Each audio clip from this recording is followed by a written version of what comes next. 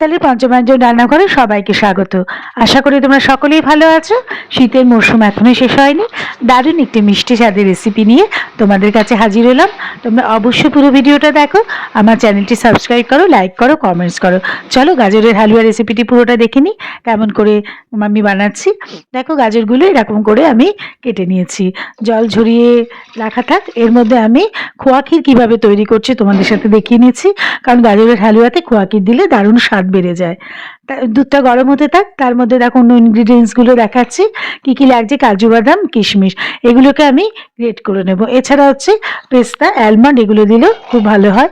আমার কাছে অল্পই ছিল পেস্তা, আর অ্যালমন্ডটা ছিল না। তোমরা অ্যালমন্ডটাও দিতে পারবে, তাতে নতুন কোনো স্বাদ কিছু হবে না, কিন্তু দেখতে ভালো লাগে। তাই এটাকে আমি মিক্সিতে ভালো করে গুঁড়ো করে নেব। একদম পেস্ট হবে না, কিন্তু ছোট ছোট করে যাতে গুঁড়ো হয় সেইভাবেই আমার মুখে যাতে পড়ে ছোট ছোট, সেরকম। দেখো আমার এটা কিভাবে আমি করে নিয়েছি, পুরো পেস্ট না, সামান্য থেতো করলে যেটা হয় সেটা।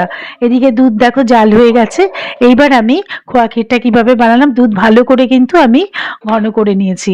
এবারে পাউডার, 1 বাটি পাউডার আমি এটাকে এর সাথে মিশিয়ে দিলাম মোটামুটি। এবার অনেকক্ষণ ধরে এটা কষাতে হবে, কষাতে কষাতে দেখবে একদম শুকনো হয়ে যাবে, তখন আমার খোয়া ক্ষীরটা রেডি হয়ে যাবে। কেননা গাজরের হালুয়াতে এটাতে দারুণ স্বাদ বাড়ায়। এদিকে আমি গাজরটা কড়াইতে বসিয়ে দিয়েছি, আমার খোয়া ক্ষীরটা তৈরি হয়ে গেছে।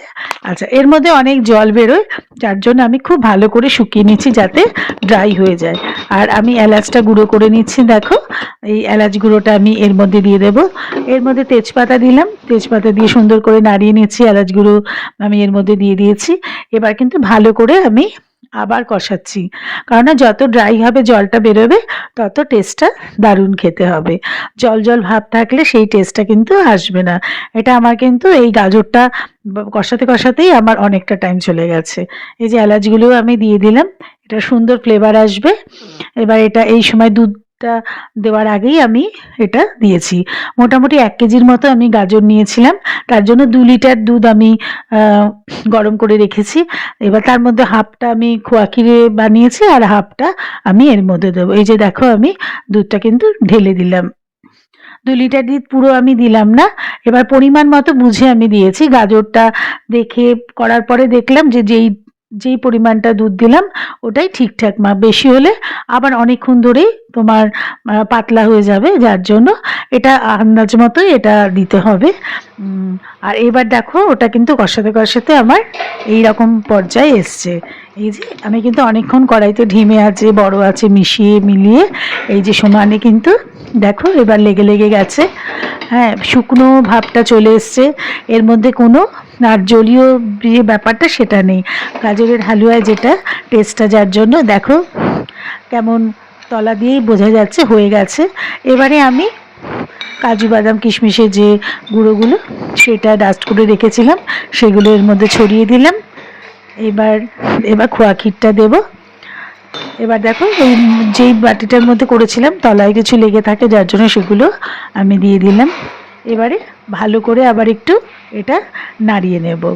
দেখতে পাচ্ছি সুন্দর একটা কালার চলে এসছে, অসাধারণ লাগছে দেখতে। তার মধ্যে এইগুলো মুখে পড়বে এবং এটার জন্য আরও টেস্টটা বেড়ে যাবে।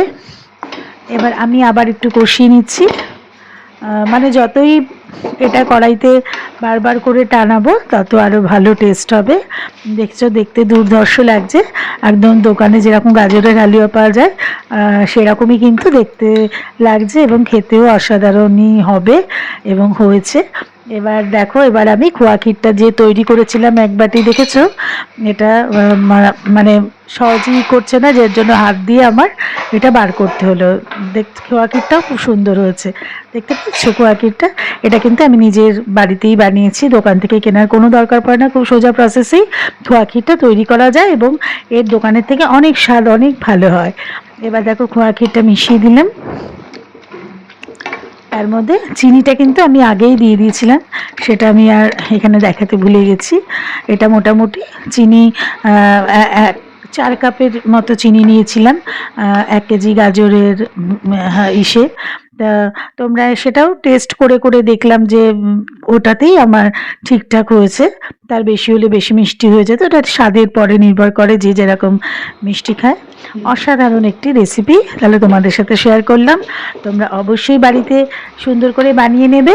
এইবার আমি বাটিতে সার্ভ করছি আমার ছেলে মেয়েকে খাওয়ানোর জন্য। ওরা বলছে মা সন্ধ্যেবেলা আজকে এটা দিয়েই সন্ধ্যেবেলার যে টিফিনটা খাবে, আজকে আর অন্য কিছু খাবে না, এটাই খাবে।